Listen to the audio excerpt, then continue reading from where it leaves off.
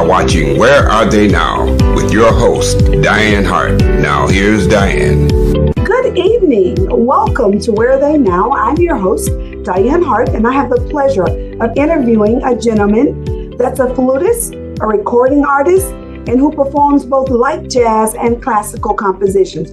Good evening, Mr. Zonjic. How are you? I'm doing very well. I love the name of your show, Where Are They Now? I can tell you this. Right now, I'm in Canada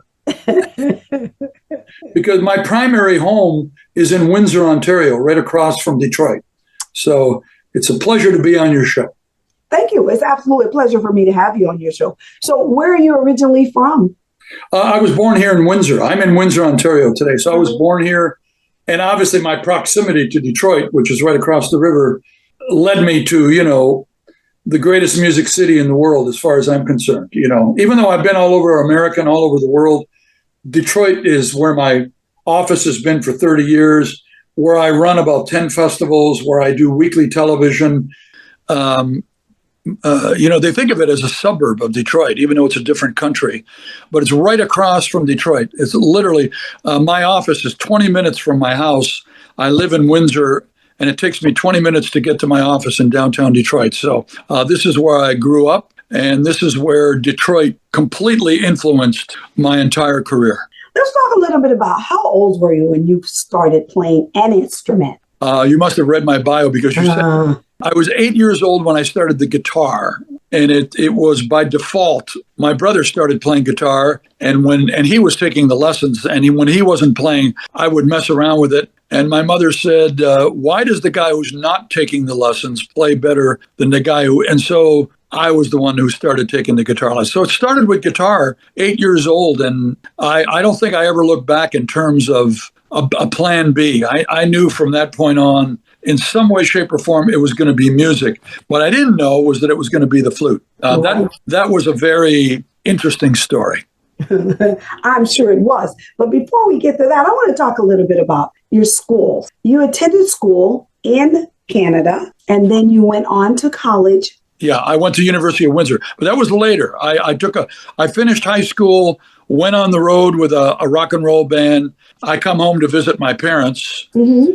And a guy sells me a flute on the street for $9. Literally, how it happened. Instead of a watch, he recognized me as the guitar guy. I had this big, gigantic fro, and everybody in Windsor knew that I had gone off to Toronto to play in a rock and roll band. And this guy just approached me. I just liked the way it looked in the case. I had every reason to believe it. It was hot. It wasn't an expensive flute, but he wanted $50. I only had $9, and he took it. That started it. I became, by this point, I'm 20 years old, close to 21, and I became obsessed with the idea of learning how to play it. Very difficult instrument. And I realized that the best way to fast track my learning, this is about 8 months in, was to try to get into a university classical program. The level is just so high and the technique is just so high. And luckily for me, the prerequisite for a college, classical studies is not I bought a flute off a guy in the street 8 months ago. Somebody there recognized something, they let me in, and really the rest is history. I became obsessed with learning how to play it. I started to study with the Detroit Symphony flute players, continued to play my R&B and whatever that was with guitar, but the flute became all-encompassing. I loved the classical repertoire.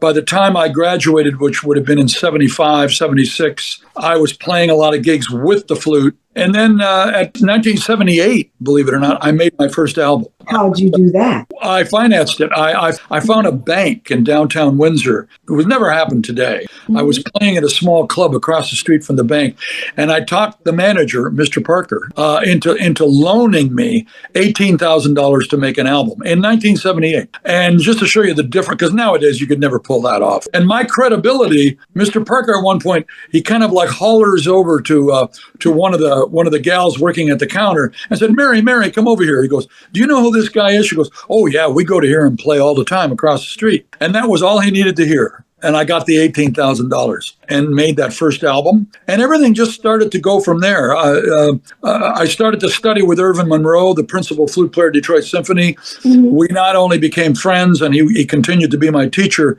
marvelous flute player. Next thing you know, we're recording together. We make a classical album right around 1980. 81, 82, I make my first contemporary jazz album called Elegant Evening with my friend Earl Klugh. And that album really started to get a lot of airplay. We had an amazing station, WJZZ radio station. And the minute they started to play that album in heavy rotation, this cover that I did of Angela Bofield's Angel of the Night.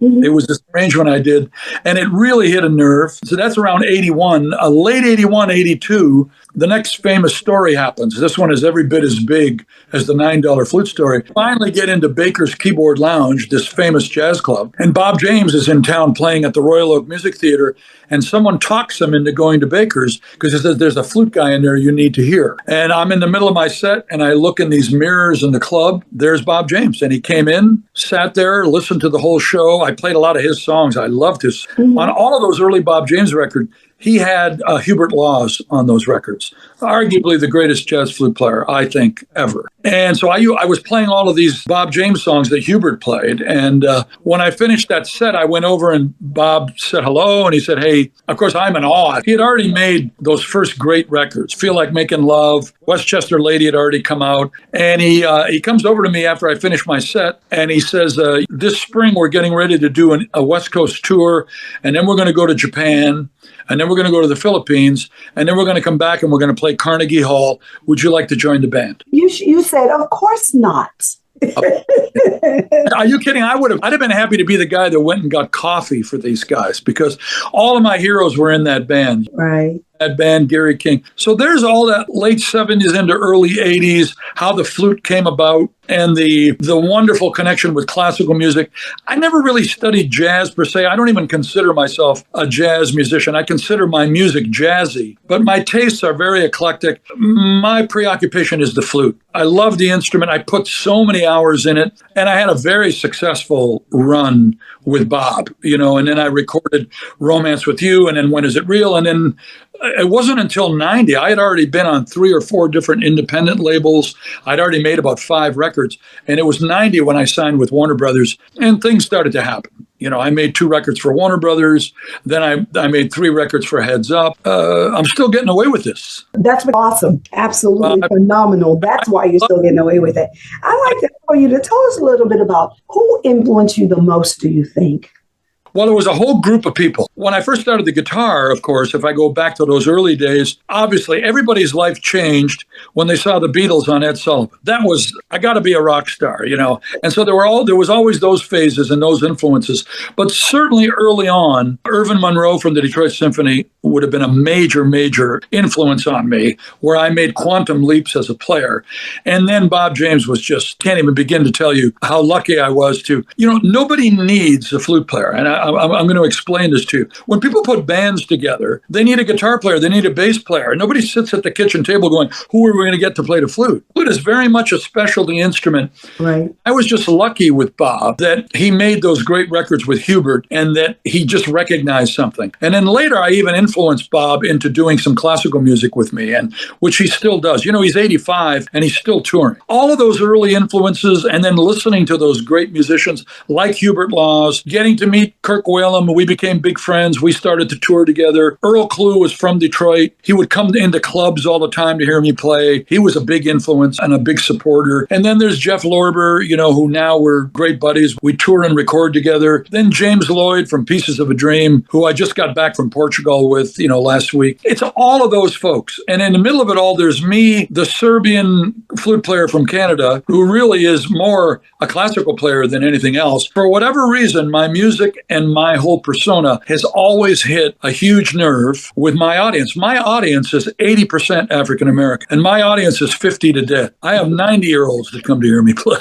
So that's my demo. And in being near Detroit, where I grew up as a kid with Motown, and then later, of course, with Anita Baker, who I got to know real well, of course, Aretha, and then Diana Ross, and then Bob Seger and Eminem. And you can only imagine, I always love to reinforce this. Detroit is the greatest music city in the world, as far as I'm concerned. I absolutely believe you and agree with you. I've had an opportunity to go to Baker's. I love Detroit. I always say, is everybody born in Detroit a musician? What happened? What did they put in the water? How could so many people come out of one particular state? Well, that's a wonderful question, and you have to ask yourself. You look at the phenomenon of just Motown alone, right? I mean, I know Martha Reeves really well. I love doing shows where I incorporate a Motown, and I got to know Duke Fakir from the Four Tops really well. If you're part of this music scene, you're going to run into these people. I've done videos where we're on the front lawn of Hitsville, USA. I don't know what's in it. I think it's working class. It's hardworking city.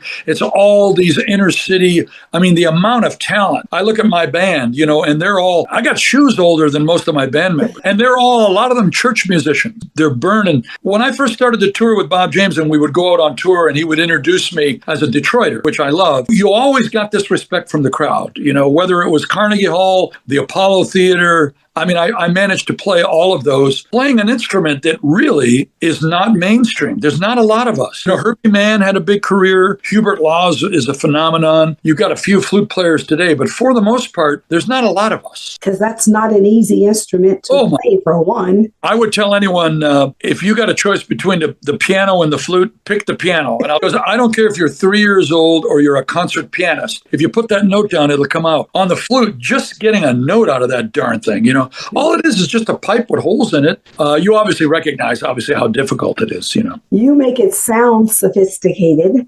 and sound so beautiful. So, hey, everybody thinks, oh, I can do that. But I bet you they can't. All I know is that I still have to work at doing that. I never stop practicing. Kenny G, who became a very good friend, is another guy who just does not stop practicing. Whether you like his music or not, he's so committed. And I've known him since 1979, Kenny Gorelick. And whenever we're together or he comes through town or he's my guest somewhere, most of our discussions surrounds practice time. We just never stop. I was about to ask, how much practice do you do every day? Do you practice every day? I do. And it's... I guess the general answer to that is as much as I can. Right. Usually pressure will increase that. Like if I have a big show coming up and I have a lot of material to learn, but even more than that, I'll tell you what locks me up for 8 hours a day, classical repertoire. If I commit myself to playing a Telemann Suite in A minor, a Bach B minor flute sonata, a Mozart concerto, if I commit myself to doing that, it's so frightening and so challenging that I will, nothing makes me practice more. So, there's nothing new about this. If you look at all the great artists, you look at Herbie Hancock, who was a classical pianist, Chick Corea was a classical pianist, Bob James, who has a classical background. Classical music is at the root of a lot of these virtuosos because it's such an amazing primer. And then if you're a real artist, and I'm not trying to embarrass anyone out there who plays an instrument and doesn't want to practice hours every day, but if you're not practicing hours every day, I don't know. Are you really an artist? I don't know. I would say maybe not. But we're going to take a break and we're going to listen to Motor City Sway. Sway. Sway? Sway. It's an actual dance we came up with. Oh, Can you show me how to do it? I can't, but I've got a great video with a lot of people. Motor City Sway. Okay, when we come back, we'll talk a little bit about that song on the other side.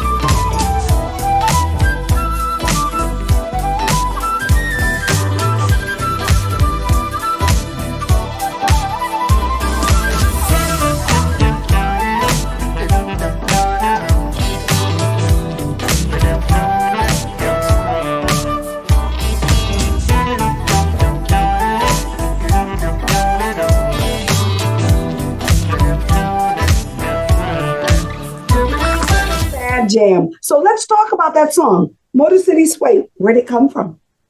There's a great story with this song because, when COVID happened, it was really challenging for all of us as artists because all of a sudden we're not performing. All of a sudden we're wondering, should I make another record? Will it even come out? So I was working on my last album, Playing It Forward. And then all of a sudden the pandemic hits. And while we were recording that, my friend James Lloyd, who's an amazing keyboard player from Pieces of a Dream, and Jeff Lorber sent me recorded and produced 10 of the songs on the new record, and James Lloyd did one. And he sent me Motor City Sway, and right away I just loved it. And I go, Detroit's going to love this song because it's got that whole electric slide, hustle, that whole vibe going on with dancing. And we wound up releasing that as the single. And then in the middle of COVID, with people with masks on, we do this video of people dancing the Motor City Sway. And the choreographers of that dance were my assistant, we call her Front Row Phyllis. Phyllis is from Toledo, and James Lloyd's wife, Lady T. So Lady T and FRP, Front Row Phyllis, coordinated and choreographed this dance. And because everybody was just looking for something good to happen, we went out and started to record that song with dancers in Hart Plaza, on the front lawn of Hitsville, USA. I love Detroit. Pretty much everything I do is a tribute to that city. So that video is so Detroit. And the song hit a big nerve. It just went viral. I mean, it was well over 500,000 hits, not only from the video we made, but when we were taping the video, someone made a recording of us in front of Hitsville, and it blew up. And it was because of the nerve it hit. Here it is, COVID. And you're seeing all of these wonderful people with masks dancing, kids, adults. So I think it's a special song. Absolutely, it is. So thank you. Let me ask you this. What do you think, and I don't know how many you might have, what's your most remembered performance you think you'll never forget ever? Very difficult. That's very difficult. First of all, I love every performance. I mean, of course. One night I'm playing for 50 people. The next night, I would say going back, for me here in this area, soloing and performing with the Detroit Symphony Orchestra and my teacher Irv was a highlight, without a doubt. Just the challenge of all of that, and certainly playing Carnegie Hall with Bob James. Oh yeah, big solo. Certainly because I was in love with all the James Brown Live at the Apollo albums. Playing the Apollo Theater was a highlight. So that's quite a few of them. Hollywood Bowl, I'm very lucky. I have quite a few of those. Yes, you do. What do you think when you were traveling around the world outside of the United States, do you think was just absolutely awesome for you? My first infatuation with an audience was I was fascinated in the early 80s because my first tour to Japan was in with Bob James. And I was blown away by the acceptance and the love they have for the music. And it was really interesting because they're so respectful that while the concert's going on, you're not sure if they're really liking it because they don't want to make noise or anything. Where they're up dancing and rocking, and then when you get to the end of your song, they go crazy. I thought the Japanese folks and their acceptance of it. But everywhere we went, I mean, last week, for example, I was in Portugal and at a festival, and I met people from Ireland, from Britain, from South Africa. I can't pick a country. I'm fascinated that I don't know if you remember that old Western on TV where it was "Have gun will travel." Yeah. Have flute will travel. It's amazing the places that instrument has gotten me. It's just a joy. So, well, I know that you don't still have that $9 flute, or maybe you have it, but you're not still playing that $9 flute. No, the $9 flute. I'm so. Dianne, boy, would I like to have that as a suit. Where is it? Play a better one. No, the flute I play now, I actually have a name for her. When I did live radio, 12 years of mornings on CBS radio, and I always used to make sure that I played flute live on the show. It made me an artist who's on the radio, not a DJ. I've never been a DJ. But I was on there. I had a very popular show. It was very successful. And every day, my flute and I would do a little thing. It was like Name That Tune, where I would play a song. It was called Flute for Thought. And I would play a song, and if they named it, they won a prize. And the co-star was my flute, Goldie. And my flute's name is Goldie because she is solid 18 karat gold. Ooh, she's a real flute. Real flute. Absolutely. She sounds beautiful. I appreciate it. The sound she makes are beautiful, and I'm sure she looks absolutely beautiful. Well, not to mention, I'm not doing what I do into that flute on a flute named Bill. I can tell you that. It's going to be she. Oh, that's right. This is a very different relationship, Yep. So let's talk a little bit about some of the people that you have performed with. I know you named about 4 or 5. I'm certain you've played with hundreds of awesome people. Did you ever play with Aretha? No, I will. My Aretha stories, and I have quite a few, because at one point, along with everything else that I did in Detroit, radio and TV, I was a partner in a really amazing supper club called Seldom Blues. And it was right downtown. It was really cool. And one of our regular customers was Aretha. And she had her own table. And of course. It was always just a joy when she came in, and she's listening to you. I remember one New Year's Eve, she's there. I mean, can you imagine being up there playing and the audience is watching you, and Aretha comes in? And I can't, I'm sure you have a sense of what a queen she is. But remember, we also have Anita Baker who really well, and she would come in, and so Detroit's special that way. And I never got to actually perform with her, but I toured with Angela Bofield for years. Okay. Loved Angela because I loved her songs. What I love as a flute player is melodies. I love beautiful melodies. I don't mind improvisations. I don't mind technique. I don't dazzling people with flutter tonguing and triple tonguing and all that. But for me, playing a beautiful melody is everything. And so Angela had beautiful melodies. Under the Moon, Over the Sky, Angel of the Night, This Time I'll Be Sweeter, I Try. So we had a wonderful relationship for years. Loved working with her. And then there's all those instrumental artists. I mentioned Earl Klugh. Jeff Lorber is a huge supporter now and works with me a lot. James Lloyd from Pieces of a Dream. I work with a lot of those. Keiko Matsui and I recently did a show together at the Fox Theater. So, I've been pretty lucky with that. I would say the biggest ones were the ones I mentioned earlier. But, here's the great thing about this smooth jazz world. We can call it a jazz world, smooth jazz world. All of the artists collaborate. That's good. All of the artists support one another. Good. And go to these concerts. There's no there's no bickering, there's no fighting. Everybody respects one another.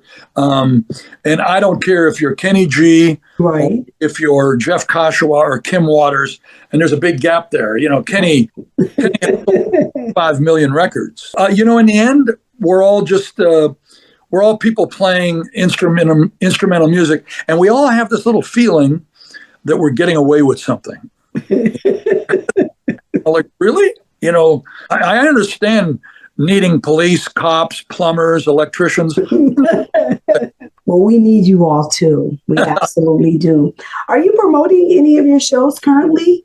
Anything local in Detroit coming up? Yes, I have a lot of shows. The little a cottage industry that developed for me many years ago was because I started doing radio, I really got into media.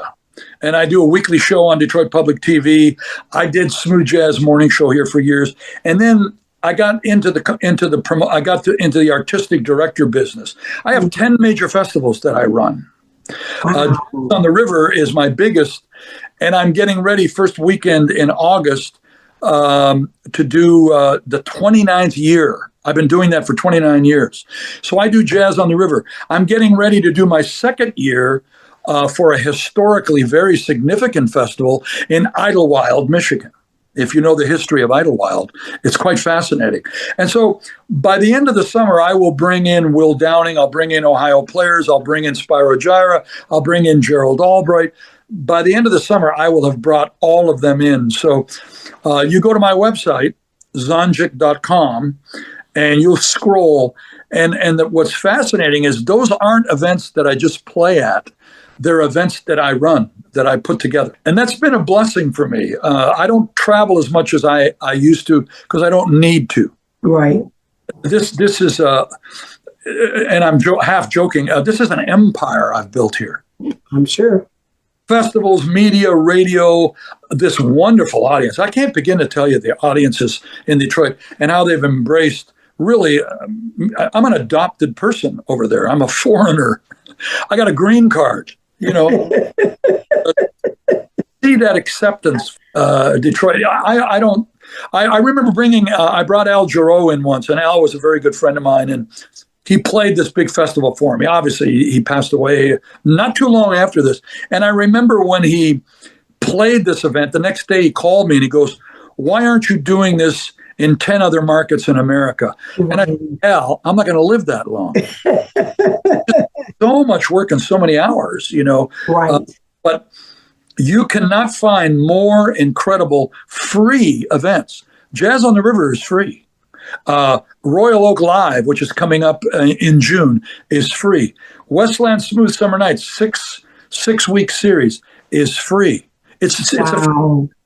And so I'm very lucky to have that kind of trust from people, and somewhere in there try to find time to practice. I don't know how you can find the time. You're extremely busy I can hear you and I know that you're extremely busy. What social platforms can your fans find you on? Well, we're kind of on Facebook. I won't lie to you. If someone does that for me, I'm not the guy. You'll see us floating out there.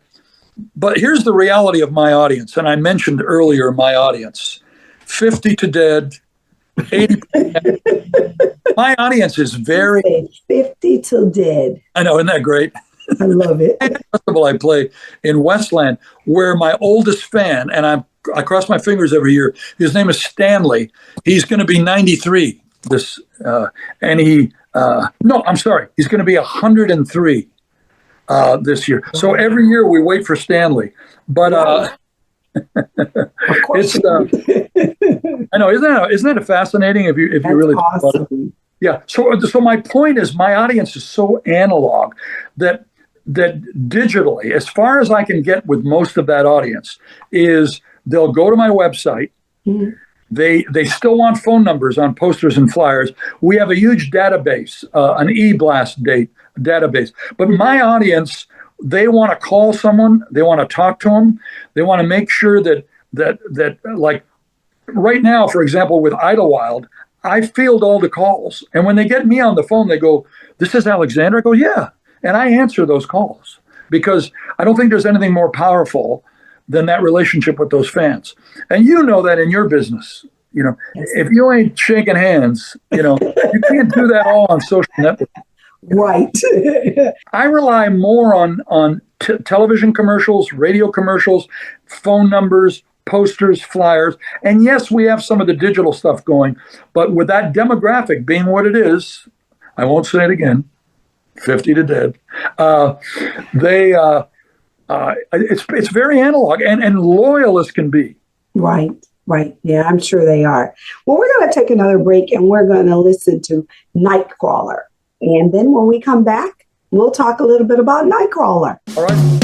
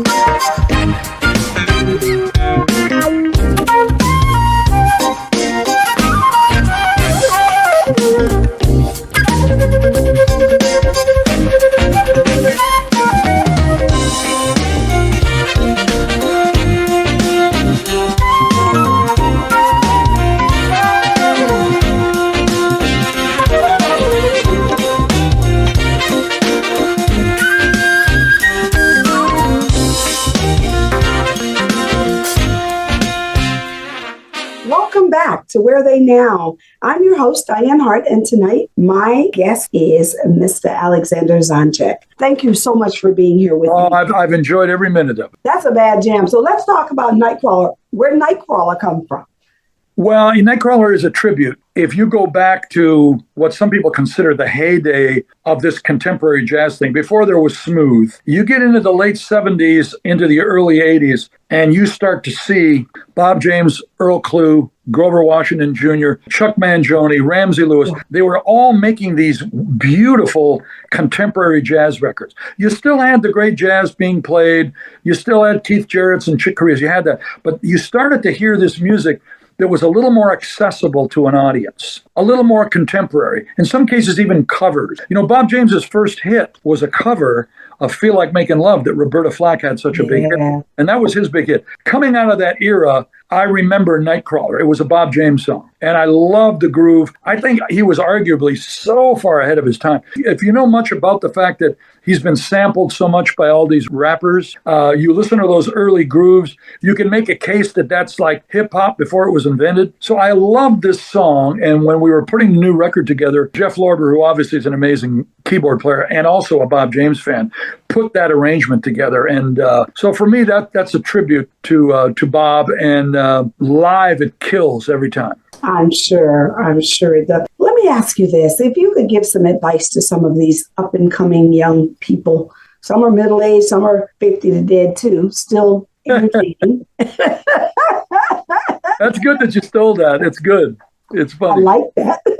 What would that be? What kind of nuggets would you drop for some of these people? Well, I work with so many young musicians. First of all, there has to be a work ethic there. It's all hard work. When I used to teach, I would have naturally gifted kids that would come in and not really work very hard and have so much natural ability. And then I would have these, like me, because I never had a natural aptitude. Believe me, it's all work. And then I would have these young kids. And in the end, the one with the passion, the one with the work ethic always wins out. You might be the number one guy in your elementary school or your high school. You might be really hot on campus. But when it comes to those higher levels, if you don't develop a real work ethic and you don't study, personally in Detroit with so many talented people, I find natural ability is two things: overrated and a liability. And the reason it's overrated is because it'll only get you so far. And because it came so easy, you never felt the need to study. So I would definitely get a foundation. Saxophone players and flute players come to me and I go, study flute for the sake of learning the instrument with a classical flute player, because there's where you're going to get the real technique. Study jazz with any great jazz musician, preferably even a piano player. So when you go to your lessons, you're learning that jazz with someone that can lay those chords down, And then in the end, you got to love this. Liking it is not enough. You want to do root canals all week and then play. And I think there's credibility to that. I do, because I know a lot of hobbyists. Right. Being a hobbyist and being an artist are two different things. And then the other category, and I don't want to be derogatory, there's certain people you hear play, and my friend Jeff Lorber, he says, that's what you call a flute owner. They just own an instrument, You know what? It's a big commitment. And if you love it, it'll come back. And it's never about money and fame. Right. You don't chase those. You chase the art. And if you chase the art and you succeed, those two things will come. I'm not rich. I've just made a really good living. That's all. I'm just very lucky. We're not pop stars. A 74-year-old Serbian flute player from Canada. Who needs You're a pop star, and you know that. Well, I appreciate that.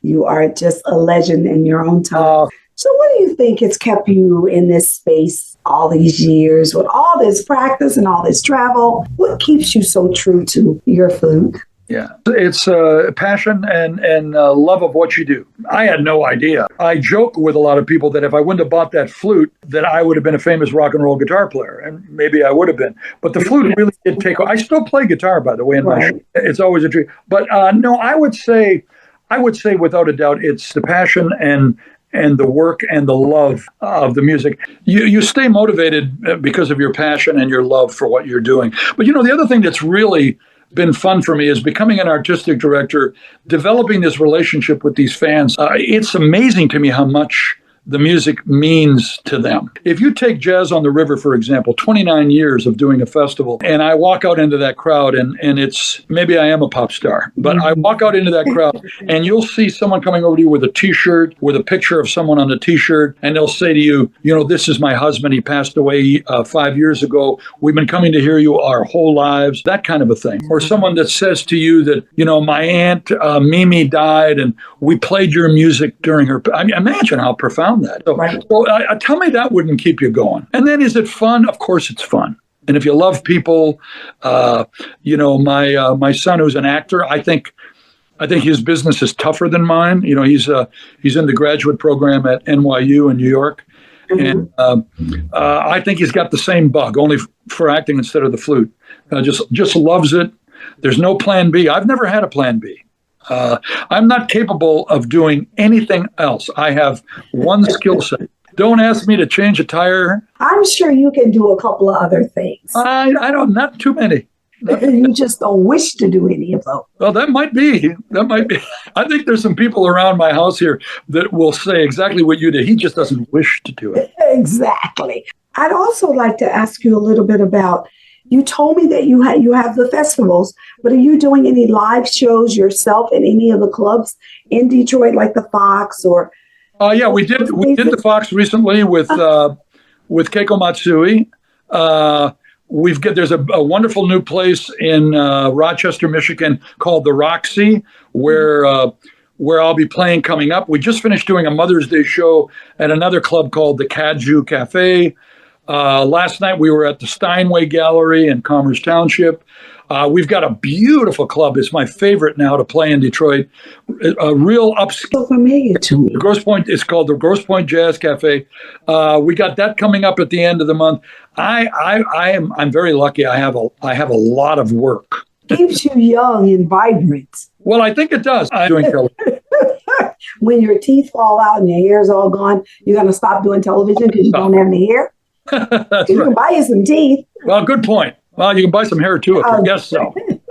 And there's absolutely nothing wrong with that. Yeah. I agree. I can only imagine what having a career like you have had, the influence that you have had on so many young. They are younger. My current band is an amazing young drummer, Jeff Kennedy.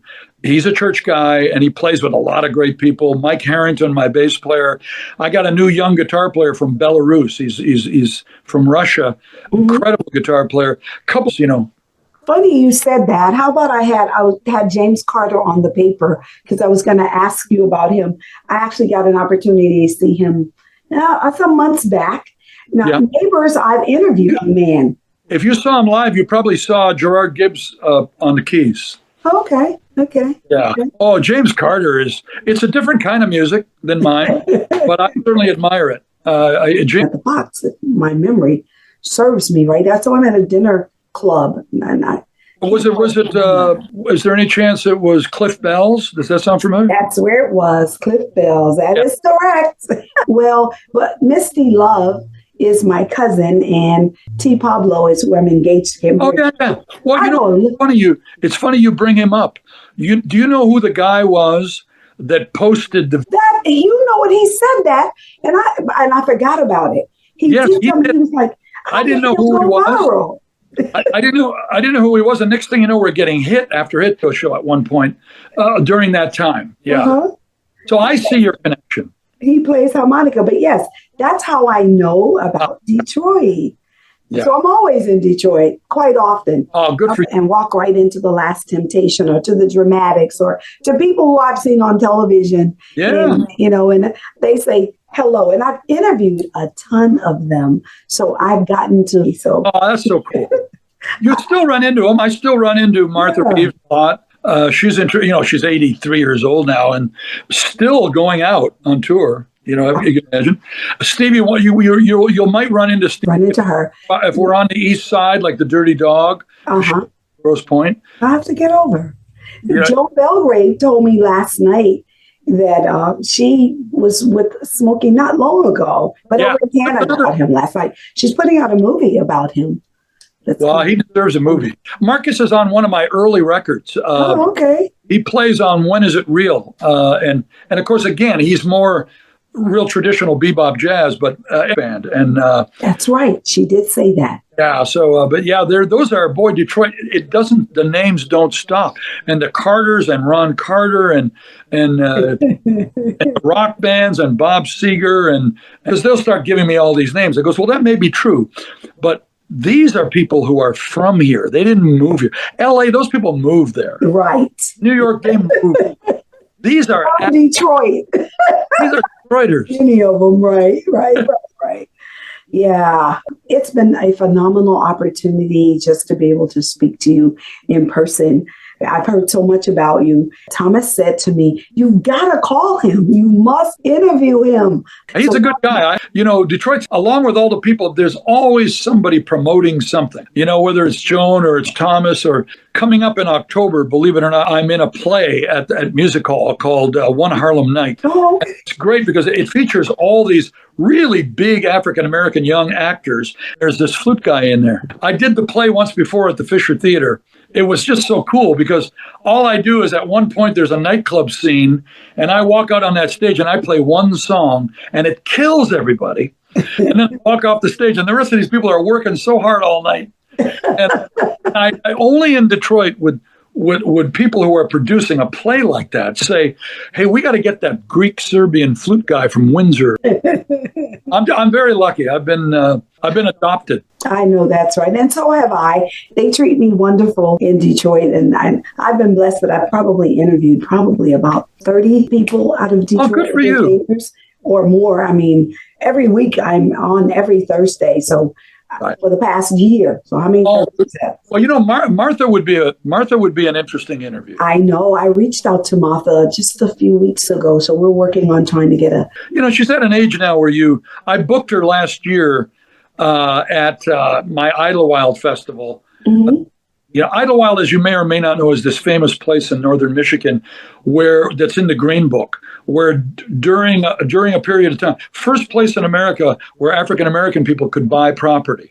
It treated artists like real artists. And everybody, Sarah Vaughan, Louis Armstrong, they all performed at Idlewild. Idlewild is magic. It really is. Wow. I had Martha up there, and I also had Mesa with us, and it was pretty much, she might take a little while to get on. She might be an interesting interview, but... I don't give up. You see, I didn't give up on you at all. I thank you so much for giving me this opportunity. Well, good luck. One day I'll have to find out about Dianne Hart and your day job. That's right. Absolutely. I have a Facebook page. I have a state representative page. It's State Representative Dianne Hart. And I also just have a regular Dianne Hart page. Yep. And in just a second, I'm going to give y'all some YouTube information about me. But you can go on to either one of my pages and you can really kind of see what it is that I've been involved in the past 7 years that I've been in the Florida House. Oh, what an interesting state to be a representative in, too. I'm going to be in Boca. I know that's a bit of a drive for you. I know where Boca Raton is. Yeah, when are you going to be down here? I'm going to be there. I got to find the date and I'll send it to you. I'm going to be there with Jeff Lorber at a place called The Funky Biscuit. And they book a lot of big names there. And like I said, next time I'm in Tampa, certainly I'll get by there. I've got friends in Tampa. James Lord, who I work with a lot, is planning on moving there. Oh. Yeah. So we will cross paths. Absolutely, we shall. Wow, how time flies. I hear that little... Oh, you know where I am now. Where are they now? That's right. Absolutely. Where are they now? Now you know where Mr. Alexander Zonjic is right now and some of the things that he's doing. So I want to thank you for giving me this opportunity. You can watch me every Thursday night on Where Are They Now on Detroit Hot TV. And that's at 7:30 p.m. on Thursday night. And you can also listen to Detroit Hot Radio. I'm sure we're playing your music. I'm absolutely sure we're playing your music. But listen, also, I am on Roku every Wednesday night on Tampa Bay TV, my channel on Roku. It's called The Opening Statement. I talk about politics, but I also show many of you all's videos. That's every Wednesday night at 7 o'clock on the Tampa Bay Network. You can also watch me on YouTube at Dianne Hart 2126 subscribe, hit the bell so every time I come on, you'll get a notice that I'm up. Again, I thank you so much for this opportunity tonight. Thank you, Dianne. Good luck with all of that. You got just as much stuff going on as I do. Not quite, but I'd like to have just that much. I'm enjoying it. So thank you. Look forward to seeing you soon. Thank you. Bye-bye.